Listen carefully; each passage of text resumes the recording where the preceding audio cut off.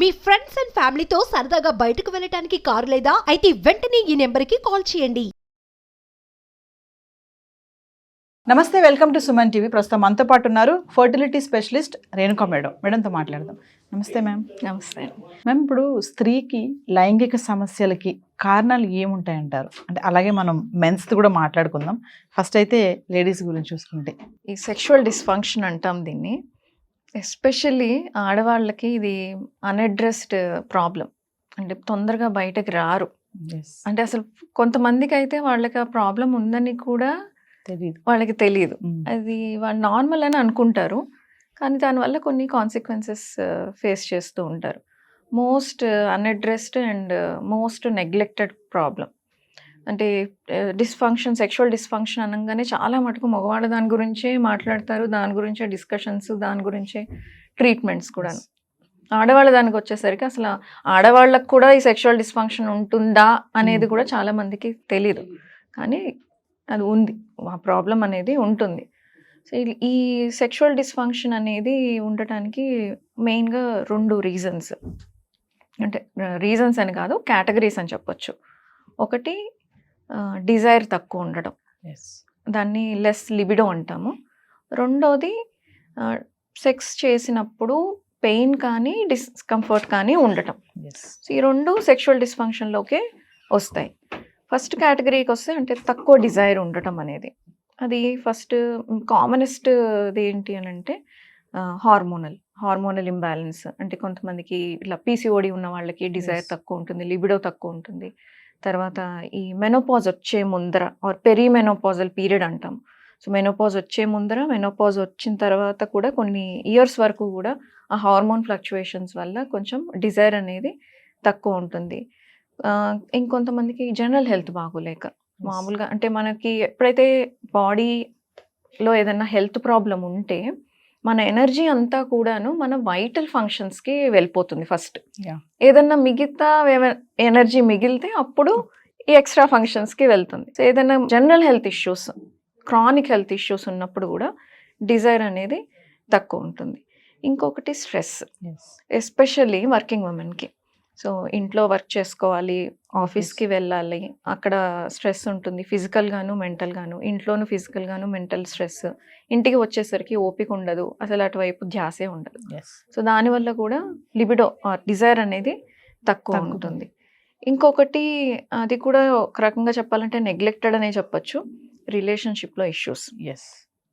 వాళ్ళిద్దరికీ కంపాటబిలిటీ లేనప్పుడు కూడా, వీళ్ళు ఫిజికల్గా మెంటల్గా నార్మల్గా ఉన్నా కూడా డిజైర్ అనేది తక్కువ ఉంటుంది.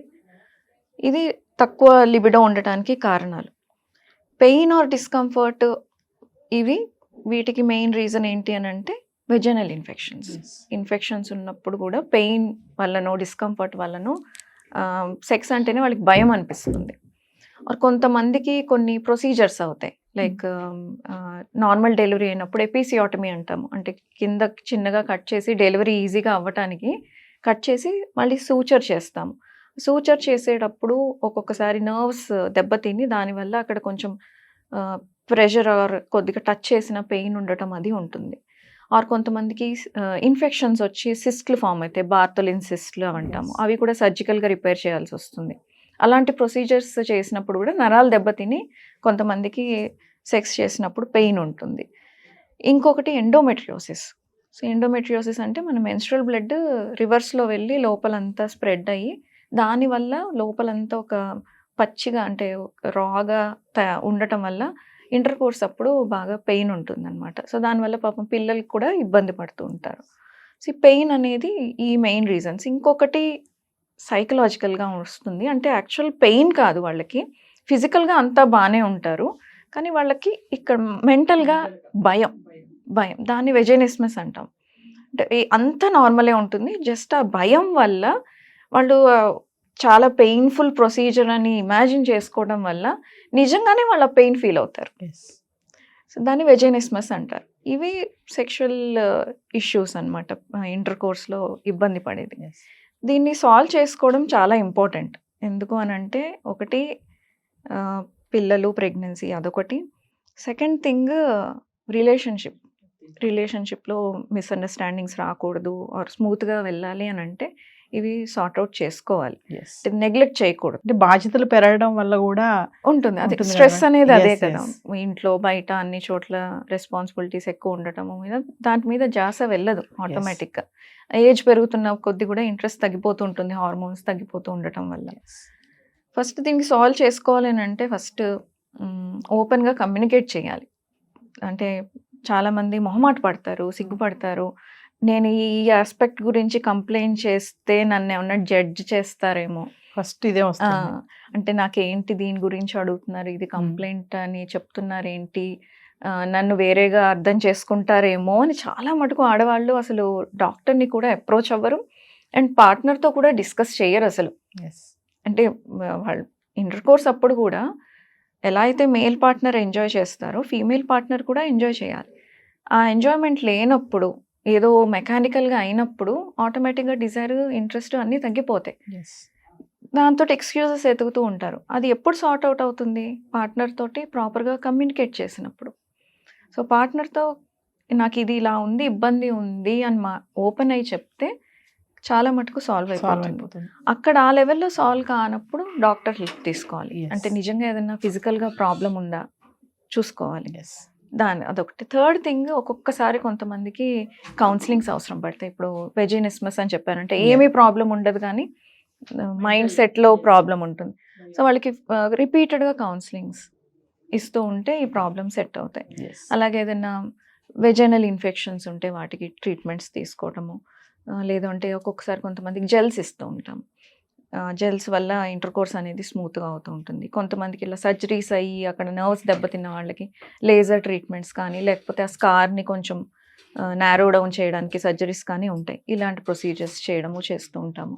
ఇంకొక రీజన్ డిజైర్ తక్కువ ఉండటానికి ఏంటి అని అంటే బాడీ ఇమేజ్, ఎస్పెషలీ పెళ్ళి అయిన తర్వాత, డెలివరీస్ అయిన తర్వాత కాన్ఫిడెన్స్ లేకపోవడం. Yes. నేను సరిగ్గా లేను, అందంగా లేను అని కాన్ఫిడెన్స్ లేకపోవడం వల్ల కూడా డిజైర్ తగ్గి దానివల్ల కూడా సెక్షువల్ డిస్ఫంక్షన్ వస్తుంది. Yes. సో అందుకని బాడీని ఫిట్ చేసుకోవాలి. సో ఫిజికల్ యాక్టివిటీ ఉండేలాగా, లైఫ్ స్టైల్ బాగుండేలాగా చూసుకోవాలి. స్ట్రెస్ తగ్గించుకోవాలి. ఏ ఆస్పెక్ట్ అయినా కరెక్ట్గా ఉండేలాగా చూసుకోవాలి. అఫ్ కోర్స్ వర్క్ ఇంపార్టెంటే, అలాగే ఇంట్లో పని చేసుకోవడము ఇంపార్టెంటే, ఇది కూడా ఇంపార్టెంటే. Yes. అన్నీ కరెక్ట్గా ఉంటేనే లైఫ్ స్మూత్గా ఉంటుంది. Yes. ఒకదానికి ఎక్కువ ఇంపార్టెన్స్ ఇచ్చి ఇంకో దానికి తక్కువ ఇస్తే డెఫినెట్గా ఆస్పెక్ట్ అనేది ఎఫెక్ట్ అవుతుంది. సో ప్రాపర్గా హ్యాండిల్ చేసుకుంటే, ఫస్ట్ కమ్యూనికేషన్ అనేది కరెక్ట్గా ఉండి ఇది ఇబ్బంది అని అనుకుంటే ఆటోమేటిక్గా సొల్యూషన్స్ దొరుకుతాయి. ఓకే మేడం, కమింగ్ టు మెన్స్కి ఇలాంటి ప్రాబ్లమ్స్ ఎందుకు ఉంటాయంటారు? దానికి రీజన్స్ ఏముంటాయి? మెన్కి అంటే ఆడవాళ్ళకి మగవాళ్ళకి డిఫరెన్స్ ఉంది. ఆడవాళ్ళు ఏంటంటే వాళ్ళు పాసివ్ పార్ట్నర్, అంటే వాళ్ళకి ఏమీ యాక్టివ్గా ఉండాల్సిన అవసరం లేదు, పర్ఫార్మెన్స్లో పెద్ద డిఫరెన్స్ రాదు. మగవాళ్ళకి ఏంటి అని అంటే దే ఆర్ యాక్టివ్ పార్ట్నర్స్. వాళ్ళకి ఇరెక్షన్ అనేది, ఇజాక్యులేషన్ అనేది ప్రాపర్గా అవ్వాలి అని అంటే వాళ్ళ జనరల్ హెల్త్ బాగుండాలి, వాళ్ళ సైకలాజికల్ హెల్త్ కూడా Yes. బాగుండాలి.